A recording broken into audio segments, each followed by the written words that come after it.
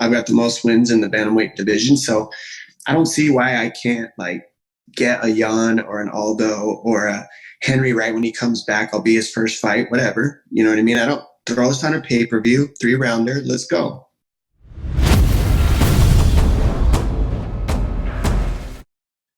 What's going on, Menace? Hi. I'm not feeling awesome today. You're not awesome today? I don't know if it's allergies or if I like partied too much this weekend or what, but I'm very phlegmy and my throat is shitty. Are you? Yeah. No, let's get a better start than that. Oh, here's Dominick Cruz too. So put the man in. Hello, can you hear me? Mm-hmm. What up, bro? Oh, we got What's up, Dominator? What's going on? So I was in Miami and I was fighting with Stan. Toyo Stan? No, hold on, Menace. What's going on, Dominick Cruz? Stan the Man, Dennis the Menace Bermudez. Welcome to Menace the Man. Okay. Thank you. This is what I needed. Now we got a professional on the show, Dominick Cruz. Holy welcome. You know Bermudez. You know Bermudez. Yes. No, this is why. Yeah, look. I like how he's a straight shooter, though. He just gets right to it. That's why I'm here. Thank you for that. Appreciate both you guys. What can I do for you? Let's hear it. So we were talking fighting. The Dominator came up, and I was telling Stan how people he's kind of like a dickhead. I'm like, he is, but he keeps it real. So I remember I was fighting. Who's the third alpha male guy? I fucking lost 2 in a row. Rick Glenn. Mendez. Rick Glenn. And you were calling the fights. You have all your fighters come in and you kind of shoot the shit with them. So you're like, Dennis, third alpha male guy in a row. What'd you do different? I was like, nothing. I won those 2 fights. You're like, but you didn't. I'm like, but Dom, like we both know I won those fights. You're like, yeah, but your record says you don't. So did you change anything? And I was like, no. And I lost that one too. Unreal. That's all I got. What was the story there, Menace? Well, no, that he was Dom was like, Dennis, like, what do you didn't win. Like you think you won, but the record says you don't. So the fact you're not changing anything, you're dumb. I was like, I did not say that. You did not say I was dumb. You did not say I was dumb, but you looked at me like, bro. Well, all right, I like this because now I can give you my perspective of why I asked this question. Yeah. Okay. So you're open, right? Obviously. Mm-hmm. That's okay.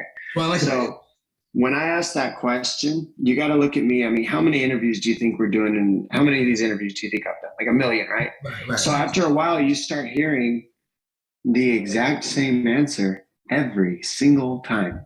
And my job is to be there for you guys, not for me and not for you. So a lot of times what happens is when we're in those interviews, and I know that because I'm a fighter myself, we get in the routine of saying the exact same thing because we get asked the exact same questions. And it gets really old really fast for me as a fighter. So when I do those interviews, I want to get to the inobvious. That's where God is trying to get our attention on in my belief system. It's like that's where whatever your higher power is. I don't care if it's universe. I don't care if it's your dog. Whatever it is, like there's something to get attention on the inobvious of the situation. And when I listen to a fighter and they've got 2 losses on the record and they tell me they won, those wins, they could have, I agree. Like I could have agreed and said, yeah, you won, but on the record, it says loss. So once the record says loss, what adjustments did you make from that?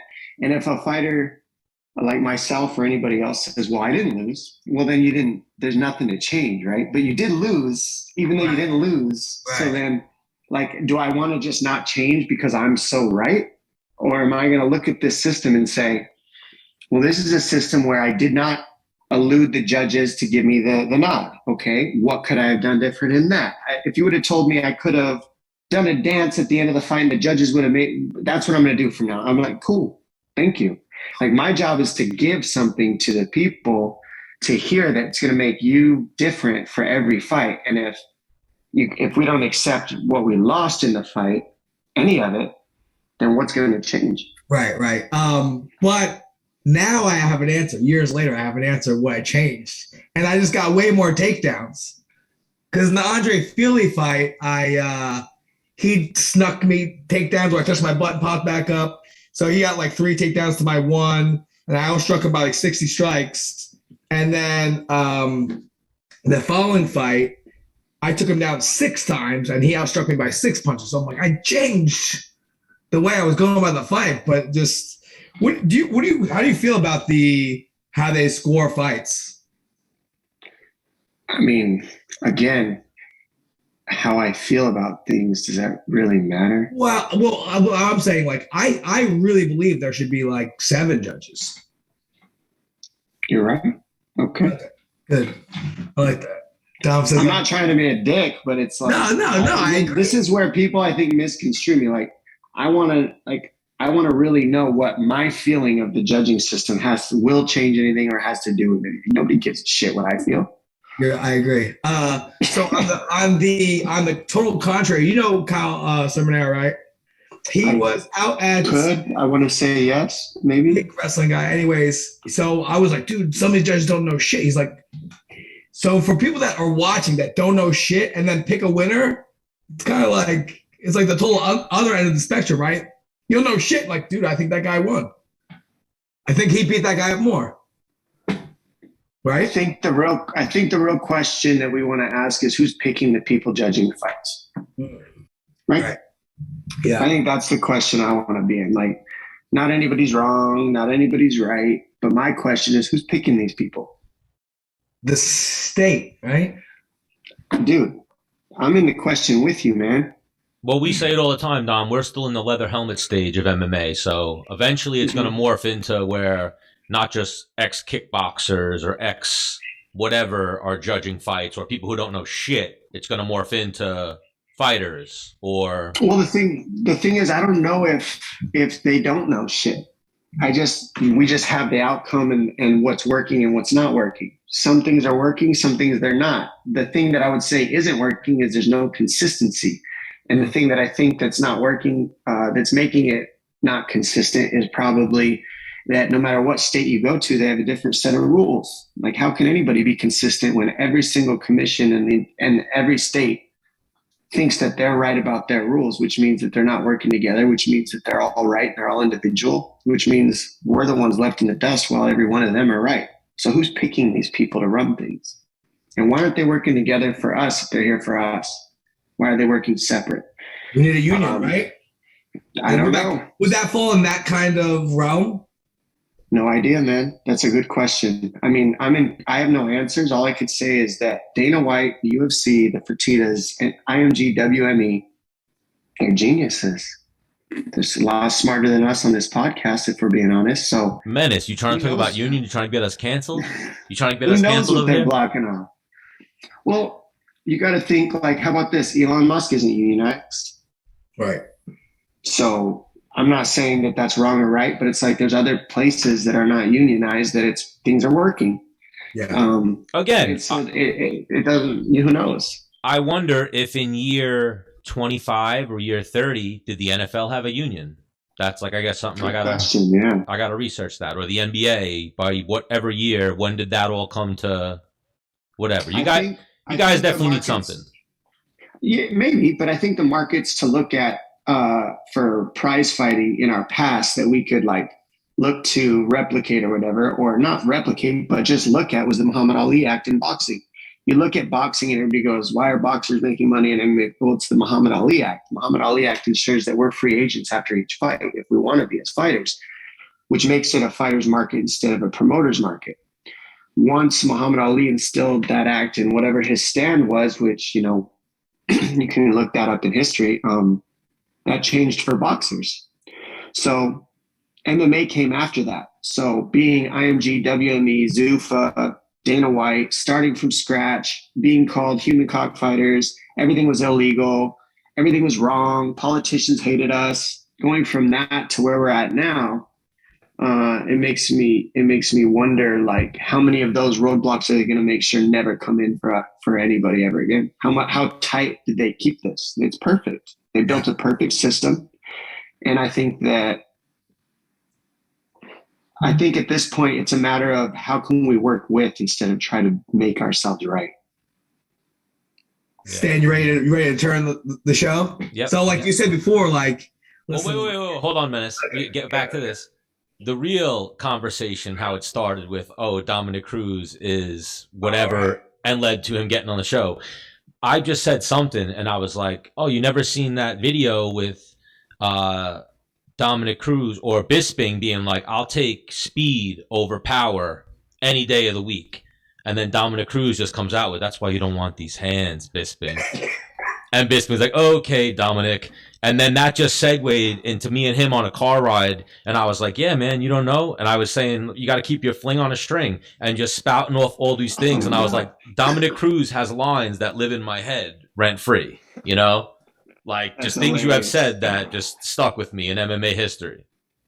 That's great. Well, that's part of what we are as entertainers. And, during that culmination of coming to a fight, that's what we get paid for, right? When you watch Conor McGregor, when you watch Ronda Rousey, she was the one who shook up the women's division with her talk. Certain people, everybody has their own way, right? Mine isn't theirs isn't mine, but we all make our own way how we can. And for me, I just make that process fun. I enjoy a little banter, Some people want to say it's being a dick, but I mean, I just call it just being a Cruz. Keeping it real. Playing around. So kind of how you told Bisping how it was. He doesn't know it, but I almost fought Travis Browne. We had a common friend of ours. I was out with Jessica Penne in LA, and we were out in like a little club, whatever, and Travis Browne buys a round of shots, right? And Jessica's like, I'm not taking it. So Travis looks at me like, "You'll take it, little man." I'm like, so I looked at Jess, I put it through my head, like, I'm going to jump up on this little step, and I'm just going to fucking punch him and then just run away. You know what I mean? Because I'm not taking a shot. I'll do one. I'm not doing two. You're not going to make me do two. So I look back at Jessica. I'm like, "Dude, listen, I need you to take this shot. If you don't, I'm fighting him." He's not going to bunk me into taking this shot, And Jessica was like, "I'll save your life," and she. Wow, that was a real thing. He doesn't know it. Good thing you did, and you killed two birds with one stone because you look a little bit better than Jessica at the end of the shot. Yeah, right. I'm this tough, even though. Oh well, even there, she's buzzed, so now you're handsome. We finally have Dominick Cruz. We finally have you on the show. We've had almost everyone from Alliance. We've had people who casually train there. We've had on Phil Davis, Jessica Penne, Angela Hill. We're friends with Eric Uresk. He's like an old friend of both of us. Who else have we had on, Menace? A lot of people. I know Pat Cummins there for a little bit. Yeah, we've had a good run through of people that came through our school for sure. It's more of a club at this point. We train at Victory Mixed Martial Arts, and we're like a club. Like you pay whatever to train at the gym. You come in, and we're all there, and anybody can come. You just got to pay a little club fee. Well, now we've completed the alliance. That's even what Menace was saying beforehand. He's like, I'm going to text them. We got to talk to the captain. We got to talk to the captain. We got to get Dominick Cruz on our show. You got right to the point, so it made it all right. Yeah, 4:30 Monday. Let's go. No, but so like I said, the way we're kind of different from other podcasts is like, listen, I have been a fighter. I've done it. Like, you still got that GTR? Oh yeah. Yeah. Yeah. Yeah. What are you pushing that thing now? I mean, obviously, the leave style. Last I knew, you had like 800 to the wheel. Yeah, it's 900. Yeah. And it's all-wheel drive, twin turbo. It's just fun, man. It's the car I always wanted. I won it fighting Demetrious on like a short notice fight after I fought Faber. And they're like, "Look, we need you to do this on Spike or on Versus." And I was like, who watches Versus? They're like, "Look, we'll give you a car." And I'm like, "Okay." So, give me my paycheck in the car. It's the deal. All right, let's go. Yeah. How old were you then? 26. 26. And that car stock is like 4 and change, right? 525 stock. Yeah, something like with that. With a turbo. So Stan, you've never driven one. It is a fucking super fun car. Yours is an automatic though, no? Well, they're Triptonic. You can do right. Paddle or automatic. In the US, do they make that a stick shift?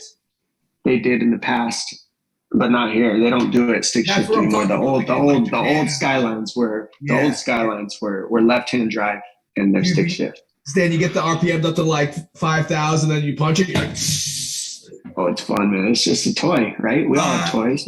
And then, so obviously, that's not your daily driver. You don't have any other toys? I drive a truck, but I need to get another daily driver and e-bikes. I got like a Sauron that I rip around and just, I don't do much but train, man. So it's like, until this thing's over, you don't buy a lot of toys. I stay pretty focused on spending my money on the things that will keep me being able to fight without being invest in yourself, without being broke, Right. Invest in yourself. Yeah. Do you do like stock market stuff or something, or do you buy real estate? No, I mean, you got to buy homes. That's the only thing that's going to, keep your money in a place where you're not keeping it in the bank where they're trying to they can take everything. So well, they're using your money in the bank and they're reinvesting it and they're making money off of you. It's not looking too good these days. I'm good on that. Yeah, no, I saw somewhere, scrolling through Instagram, and some guy was saying how, stocks and stuff like that to be multiplied, right? But there's only so much dirt on this earth. Buy dirt. The price is gonna buy property, buy land. Well said. Yeah. Location. You can't make any more dirt, right? You can't make any more space. So you kind of spoke about after this whole thing's done, right? Is that when, because you've been like a single bachelor forever now, like your whole career?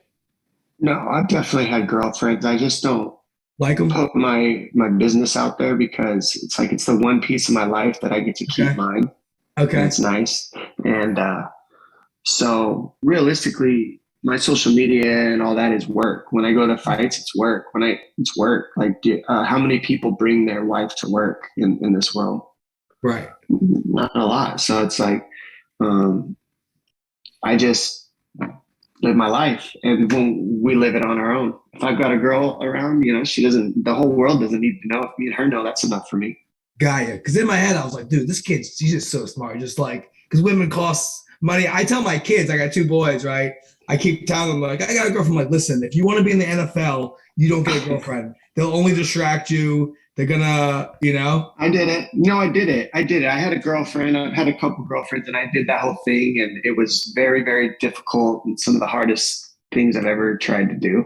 Yeah. Because it's, fighting is a girlfriend. Fighting is a very abusive, greedy, stingy girlfriend, wife. Like, you're married to this if you want to be good at it.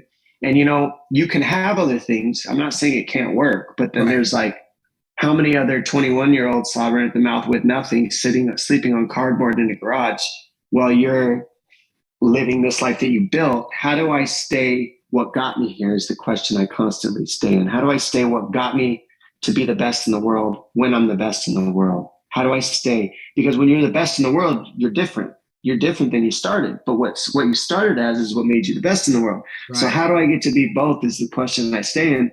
And, it takes a lot of determination. It takes a lot of, like you said, it's a relationship or fighting relationship, but one takes one from the other. Either the girl's going to be like, yo, you're either going to hang out with me or I'm out. Or fighting's going to be like, yo, you're either going to do this every day with me twice a day and not care about a girl, or your head's going to get kicked into the rafters. Right. It's your choice, man. It's easy. Fighting doesn't care. No, right. You walk in the door and your girlfriend's on the couch. It's like so easy to lay down with her and watch Netflix and just chill and relax, right? But then there's like, I gotta do a little more. I gotta do this, It's it's like almost like a gravitational, or it's the opposite. There is no pull because you know what's important, and now the girl's mad at you. Or she's like your wife for some people, I think, right? She's a girl, whatever, girl, wife, she's going to be mad if you're like, it's just my experience. It's not a fact. You got to find the one for you. Find the one that's as loyal as that's loyal to you and stick with that. Not that I have any kind of advice, but that's what I'm going to do. And I think it'll all work out. I'm not in a rush, man. Well, another one of my favorite Dominick Cruz moments that's just jumped out in my head was the end of the Cejudo fight with what the fuck's his name? Now my brain's running. Like, what's the referee's name? Keith Peterson. Keith Peterson. Whatever Keith Peterson said to you after they were announcing Cejudo the winner, and I remember they announced it, and he said something, and you're like, "Fuck you," and someone's camera audio picked that up, and I remember just being like, "That's fucking amazing." Well, I mean, I actually said you fucked up. Oh, you fucked up. I said you fucked up. And the reason I said that is because in the back, I told him before the fight, I said, under no circumstance are you to save me. I don't need your help. And I made him look me in the eyes, and he wasn't there, and I'll never forget it. And so, and now that changed me forever. I took a lot of responsibility for that and realized that if I can't get eye contact in the back with the referee, I'll get on my hands and knees and beg them to pay attention to me, because the referees hold our careers on that night in their hands. If they want to stop something early, they can. And I would rather them stop my fight late 100 times out of 100 than stop it early. And the reason is I put too much work for you to come in here and think I need your help to save me. Go sit down, go back to the bar, do your thing. I'm good. And that's my issue with it. As a fighter, I put everything I have in this world into this. I don't need you to save me. Like, I'll save myself. Give me my shots. And when you got a fighter looking up at the ref, they're working the ref. And if a fighter's working the ref, then is the ref there with the fighter, or is the fighter there with the ref? Is the fighter in charge, or is the ref in charge? Because I'm pretty sure the ref got punked.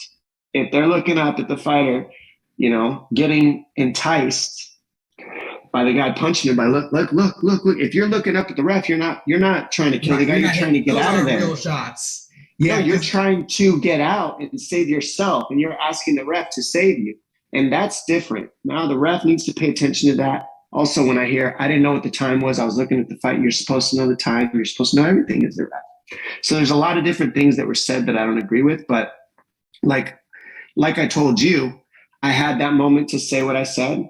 And I also took responsibility that I shouldn't have given him the power in that moment to make that decision. I shouldn't have gotten clipped, but I did. And so that's like telling, going for the Super Bowl that they can't go into overtime. It's like, what are you talking about? It might happen. It's the best games in the world. You might get clipped. You might get dropped. You might get hurt. You gotta let us go. So that's my stand on it. Everybody's different. Some fighters are like, you should save them. You let them eat too many shots. I say to those fighters, you're in the wrong sport. Go home.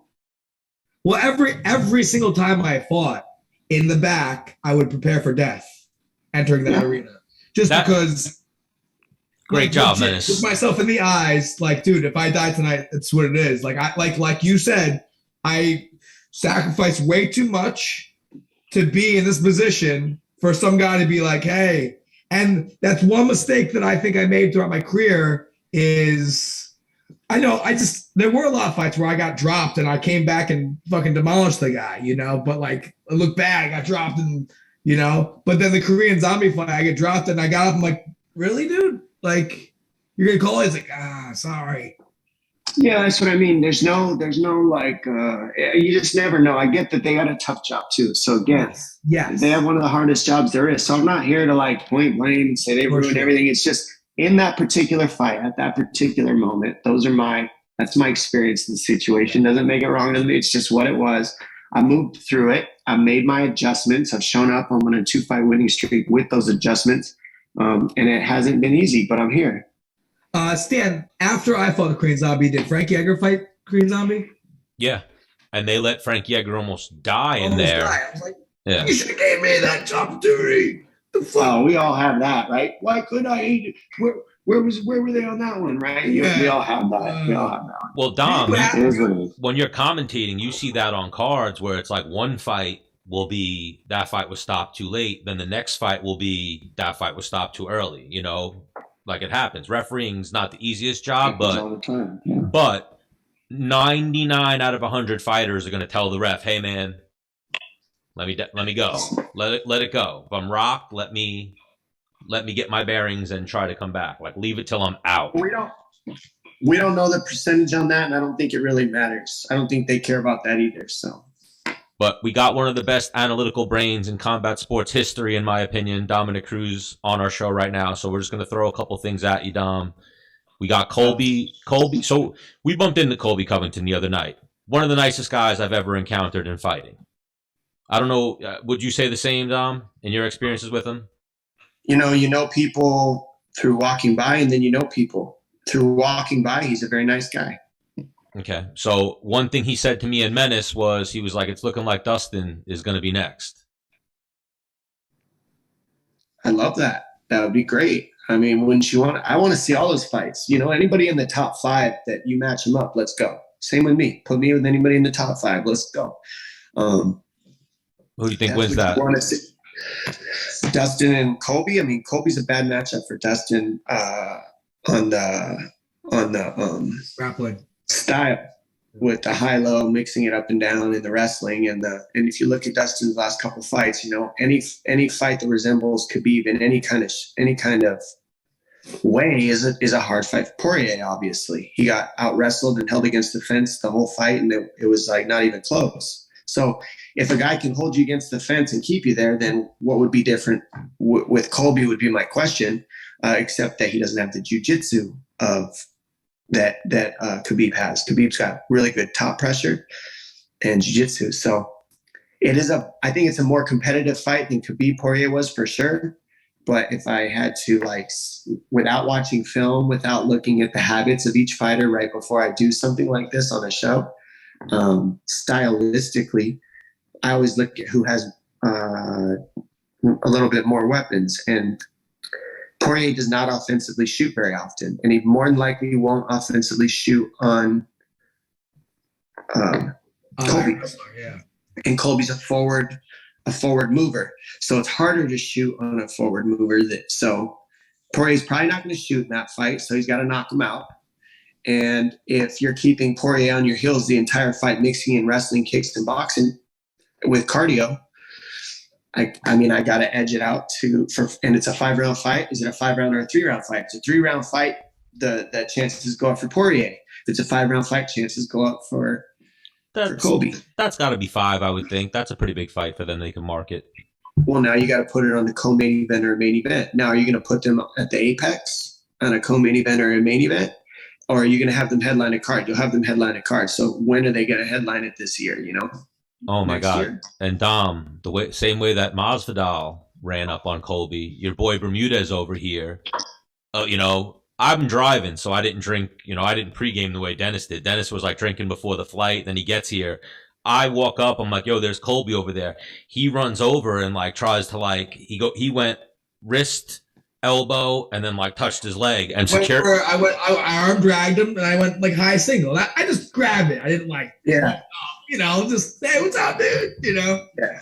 And then, he was like, he like gave me like a, and I was like, oh, it's Bermuda. Sorry. Well, he's made a lot of enemies. You can't blame him. Well, Dennis is lucky that all the security that was over there, like security guards from the club, like all kind of jump. And luckily Colby was like, no, I actually recognize this guy. I juke those guys out. Oh, yeah. Colby saved your life. What a nice guy. But what is next for Dominick Cruz? Do we have anything? I know you're on a 2-fight winning streak. You're in the mix right now. We got a new champion, a guy who you've had some history with. Yeah, I like all those guys in the top 5. You know, I would take I'm looking for, like, everybody says these big fights, you know, but it's like all I want is guys that are known, that have fought, and that have made a name for themselves, and let me fight them and go that way, you know. Anybody in the top, anybody ranked above me, let's go. I don't care. Any of them. Let's just closer to the belt. I would say, respectively, to go after the former champ would be the best pick for me. Go after Jan, Aldo, Davashvili, who's there. You've got, TJ. Any of those? Let's go. O'Malley doesn't move the bar for you. O'Malley can fight, but he's already facing Pedro. Right. No, I think, did Chael make that up, Stan? What? Yeah, Chael's wanted that fight for a long time, but that fight can happen. But I mean, they're putting him with Pedro for a reason. They want him to beat Pedro. Probably is the scheme that they want, obviously, and then move him into the group, right? They'll fast track him, and they want to knock out. And O'Malley knows. O'Malley knows. He says it on all his interviews. I need to knock him out. I don't know. That's what he believes. It's a very tough fight for him. Pedro's a tough fight for everybody. Yeah, I know. Are you kidding me? If you think that Pedro's an easy fight, you're high. Oh my God, he's a mess to deal with. And what Menace was referencing is we had Chael on right around that time when Chael put out a video about you and O'Malley. And he was like, I spoke to Dominick Cruz. And he said something like this. And then you did an interview and you were like, I haven't spoken to Chael in weeks. And then we had Chael on right at that moment. And I'm like, Chael, I asked him about it. And he's like, that's the story I'm alleging and I'm telling. And we paused. We were like, is it a true story? He was like, that's the story I'm going with. You know? The best. Yeah, I mean, at the same time, you gotta love Chael because he's trying to make good fights for everybody. Like that was coming from the kindness of his heart, to be honest. He has a crystal ball. Sometimes some of the things that he puts out there, like he just throws it against the wall and it sticks, and then it gets legs. And hey, you know, when you met, there's only how many people in one division. It's not hard to throw a couple names out and hope they land. Right. Playing Yahtzee. Like, let's be honest here. Yeah. You know. So nothing in the works. No names have been thrown at you. It's in the work. It's just how I just gave you. Look, top 7. I'm saying, and then I gave you 4 of those names in there. So, what else can I give you? You know, they're not gonna. Okay. They're not gonna give me anything. They're not just gonna say, "Hey, Dom, here it is." They don't do that. They offered me a fight date 1 month after my fight with Pedro to make sure they could hold me in my 6-month contract now that they gave me my fight. So they knew I couldn't fight right away. So now that locks me in my contract. And so now they don't have to ask me nothing. And that's how they play the game. Yeah. When they give you fights, you get like a little list. You get a small list. I know some guys get one name.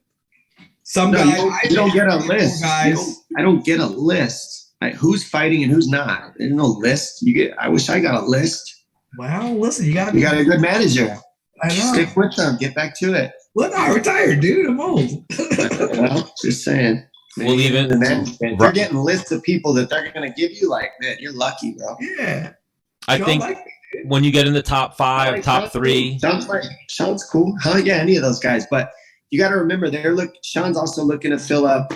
Right. No, I understand. How many main events do they have? Like, what it comes down to is like, what can you also do for the promoter? Right. You know, not just the promote. All right, think about this. I'm trying to get my fight. Who's yelling at Sean Shelby? Right. Who's yelling at him? What, to fight you? No, just yelling at him in general. Give me a list of the people yelling at Sean Shelby every day. Oh, everybody. Exactly. So am I really going to be the guy to add to that, or am I going to find a way to, be with him? And right now, Dom, right now is the time you got to strike. You got to be like Aljamain. You don't want these hands the same way Bisping don't want these hands, and slide me in there. Forget about Cejudo. I don't even know why they're calling. Look, we're talking about Cejudo now. This is a guy who's got a big mouth that's not even in the testing pool. Like, of course you can talk when you're not in the testing pool. You can have balls the size of Mars because there's nothing to hold them up against. You're just talking. And then you're out of the testing pool, you're rested. Everybody's telling you you're the greatest. It's like, of course, there's nothing up to threat. So that guy, when he makes it through the testing pool, give me him first. I don't care if I'm up for a belt. Give me Henry first. That guy needs to get beat up. I mean, we need to redo that. That did not end the way it should have. It wasn't a real fighter's fight. You can't look up to the ref and say, "Hey, can you please get me out of here with this guy?" And then the ref does it. Like, that's not how fights go. And that's what he did.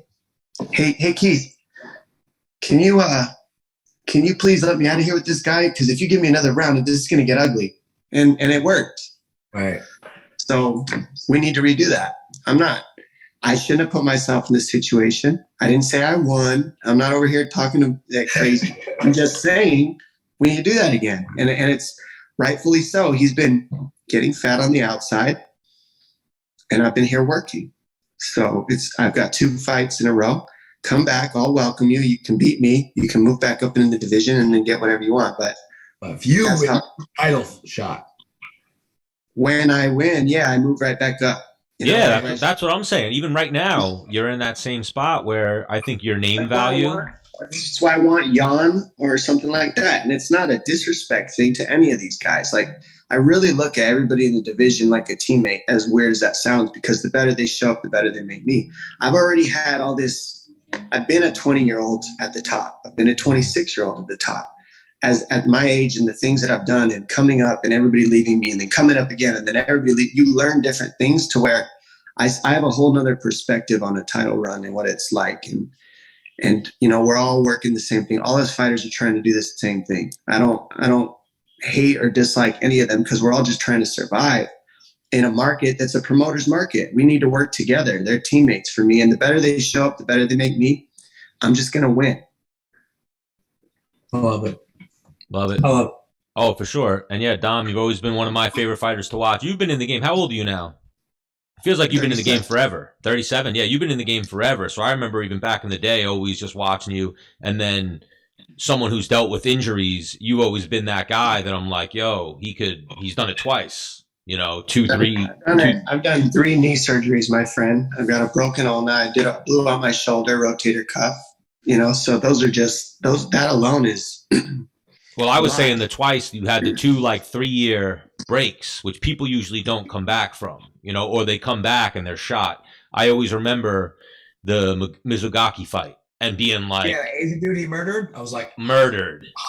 He's angry. Yeah, and then I got to fight for the belt again after that. And look, I'm not far off from that again for a 3rd run. I've got the most wins in the bantamweight division, so I don't see why I can't get a Jan or an Aldo or a Henry right when he comes back. I'll be his first fight, whatever. You know what I mean? I don't throw this on a pay-per-view, 3-rounder. Let's go. That appeals to me. Those fights that I just named sound great. And I think the world would get a great fight out of that. I'm always entertaining. I just won a bonus in my last fight. I always win bonuses. I've got 1 million 5-round fights under my belt. There's some guys that are in the division that just fought their very first 5-round belt. 5-round fight, not even belt. 5-round fight. First time ever making it 5 rounds. Now, are you kidding me? I did that in 2010. Been there, done that, got the t-shirt. I mean, too many 5-round fights to even count. I have more 5-round fights than 3-round fights, I think, half the time in some ways, So it's like, let's go. I'm there. I put a streak together. What else do you want me to do? Let's go fight. Give me one of these good guys. And I would love to challenge myself. They're the best. These guys are the best. Oh, for sure. Let's go UFC. I would love to see, I told Menace this, you or Aldo get that next run, just the path to a title shot. I think it's a great marketing, great story for the UFC, either way. They're the geniuses, so we can all want it, right? I can want it, you can want it. We just got to figure out how to make it work. Oh, for sure. How do we get it to happen, right? Talks like this, and I appreciate the talk, guys, for throwing it out. We're gonna make it real nice, and we're gonna send it to you. All right, let's go. And now I'm gonna go run. What do you got going on now, Dom? I'm gonna go run right now because you guys got me going. So we're running. Thank you. Okay. Monterey has been giving me a lot of love. Monster Energy was an incredible partner. It was an incredible partner with me. I've got online courses going out, so you can get those on DominickCruz.com. Yeah, DominickCruz.com, and then you go to the site and you buy them on my site, and then you get the whole package, whatever footwork drills, whatever you want. I'm working the analyst stuff, so I'm piecing everything together and trying to get back to the sport as much as I can. And if I can support anybody, you guys let me know. And thanks for the plug. RG or RBY loves you. We had him on the show. He was saying he was like, dude, Dominick Cruz. We're like, holy shit.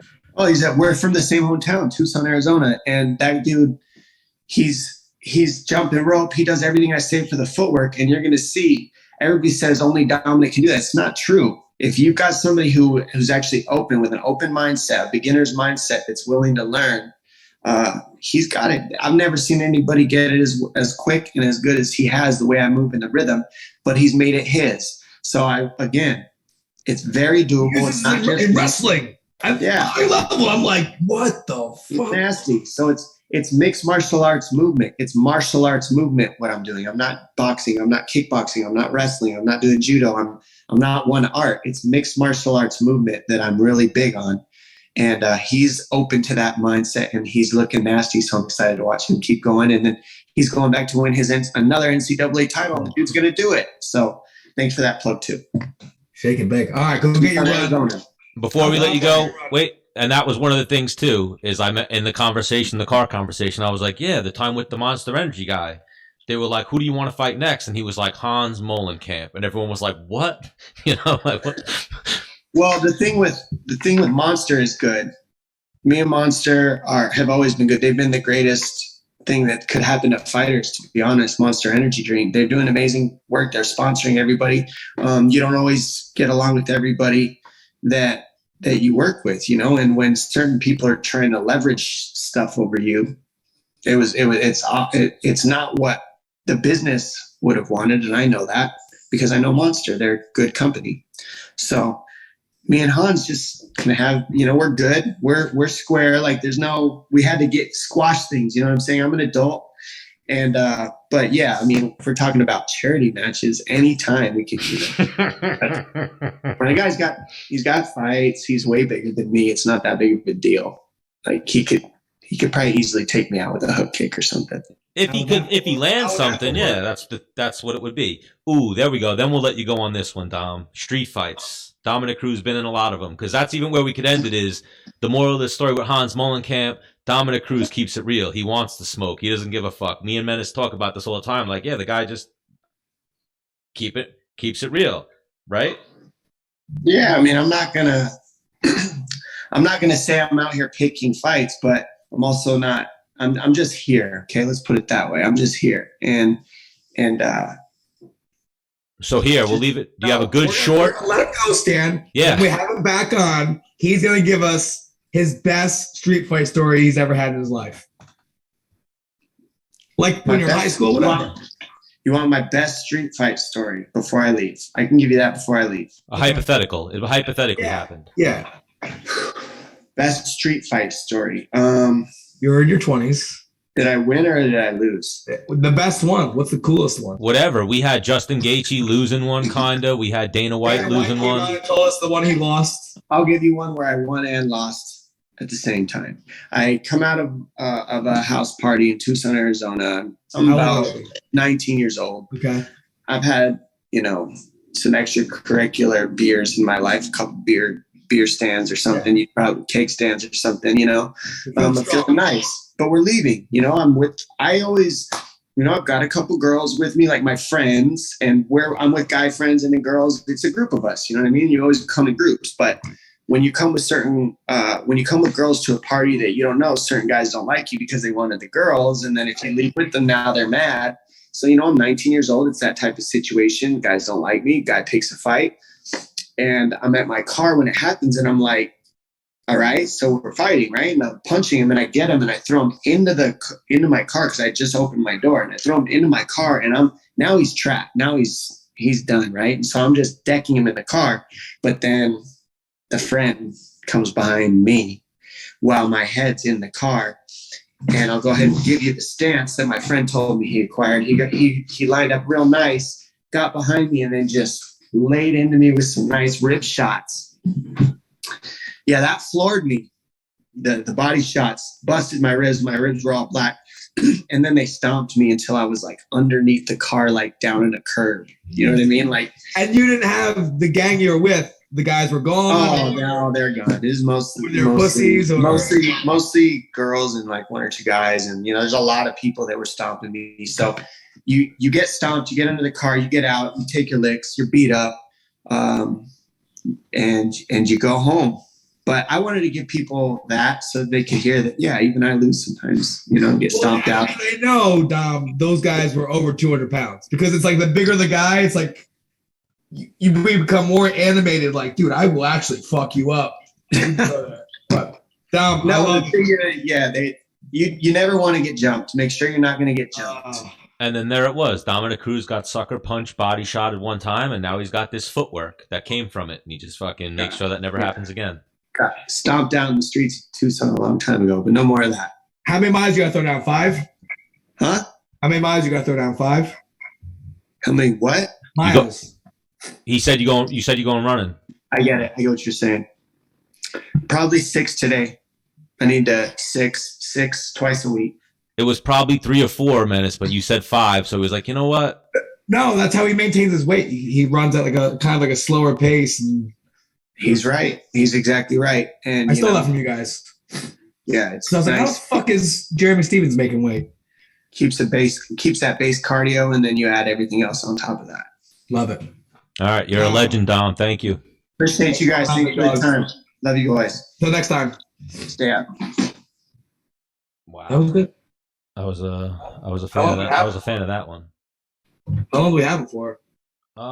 We could have kept him. We could have kept him too. We did the professional thing, but yeah. So Dom. Well, he started kind of backing out. No. I started when we watched the interview. I started rapping because I started thinking, and then I went on my life. I went. Oh wait, hang on.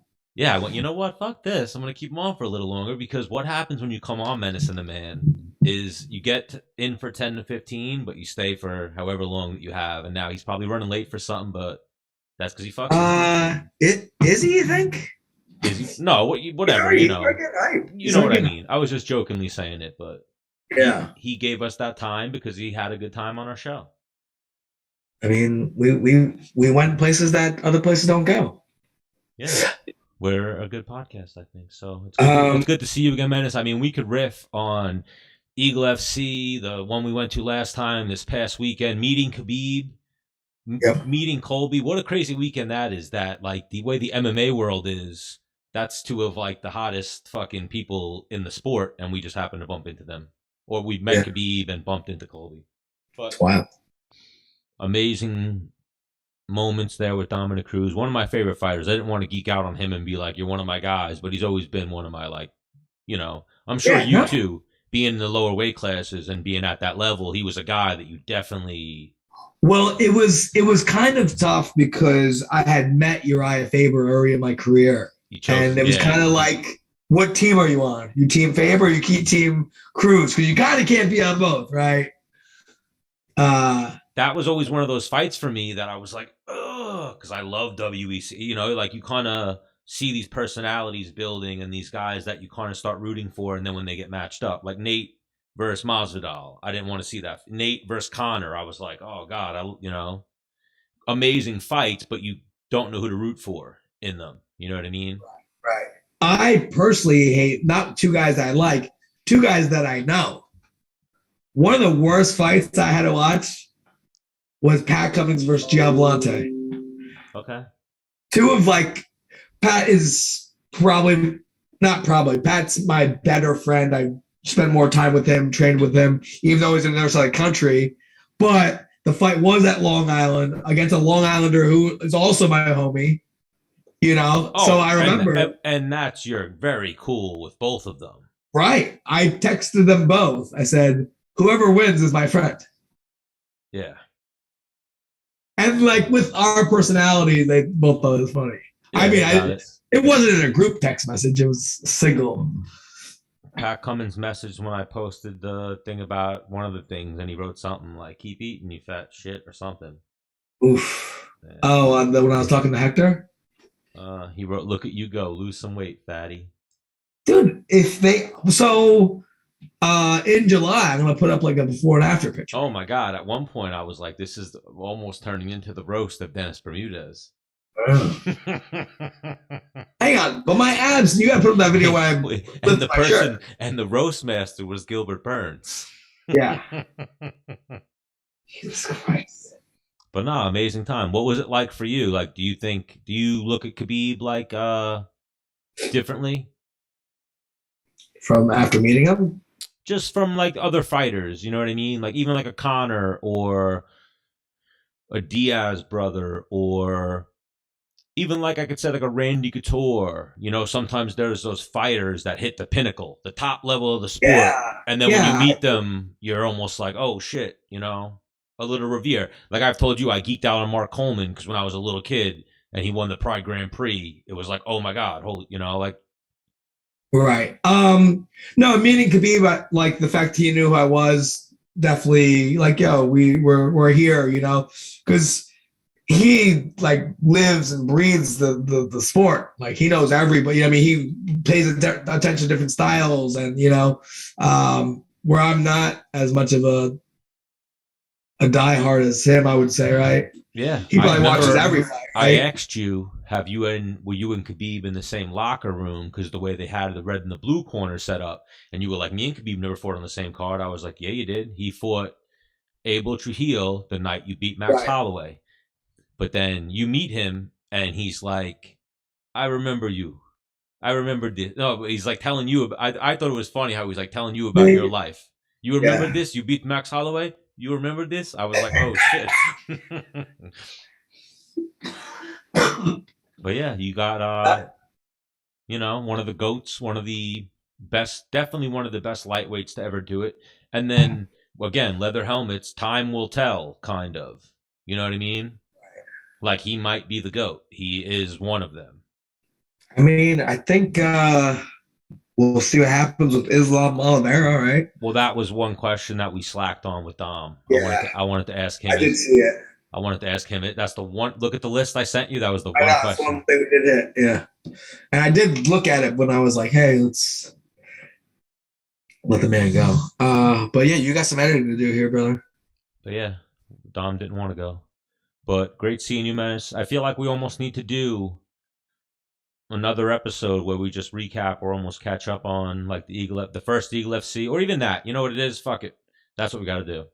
We got to get Faraz on. We got to get Joanna, and we got to do it like this. Just have the one guest where we get them, and we are able to just hit our talking points. So even that, episode 122. This is like we'll keep working on our audio, our video, all the things. This is like the first episode that was ever produced, if you will. You're coming a long way, dude. In that we had a plan. Like I had questions prepared for the person. Me and you weren't just shooting. But yeah, did you? I was slinging from the hip. Hector Lombard just texted me. Love you, brother. We love you as well, Hector Lombard. You're the man. We went out after the fights with Hector. He's always, so nice to me. Loves you to death. And then, he took us out to a nice steak dinner. We went to El Toro Loco, which is amazing. The owner, good. Aldo, amazing, and just. When I think of what we ate that night, I become hungry in that moment. Well, I remember like Loro put me on the Brazilian steakhouses back in the day, and then when you came to Florida last time, we went to the Chima, and then we go to this place. The guy was like, "I'm the guy. I got the meats." Man, he hooked us up with gift cards. I wish I could use them. I mean, I could wait till the next Eagle FC. Oh, the move. Could be the move. I would really appreciate it. I mean, in all honesty, you'd be like, "Hey, we're in town. Where you at?" Like, "Oh, come, my friend. I need you." More than likely, guy loved us. I loved him. He was, I felt, when you meet somebody and you're like, "Oh shit, wait a minute," like, yeah, you start having a conversation with them and you could tell like there's like respect, if you will, like eye contact, That was one of his biggest things, was investing in people, right? Yeah. No, he said he gotten burned so many times. He said he's still one of his. Well, then even that we didn't one of the most important things to him. Like those couple things, we have a lot of good content that'll be coming out. We didn't want to document though, like the interaction with Colby and hanging out with Colby. We just left that all. We didn't we didn't document it all. Hanging out with Hector, Gleason Tebow was there. Fucking Ronnie Marks, like that was a dope experience. Yeah, it was sick. Yeah, so there'll be a sick vlog coming out. And some good content. All right. But yeah, let me see. We'll end this one here. And yeah, it's good seeing you, Menace. Likewise, Stanley. Until next time. Hit him with your Sunday. See you later.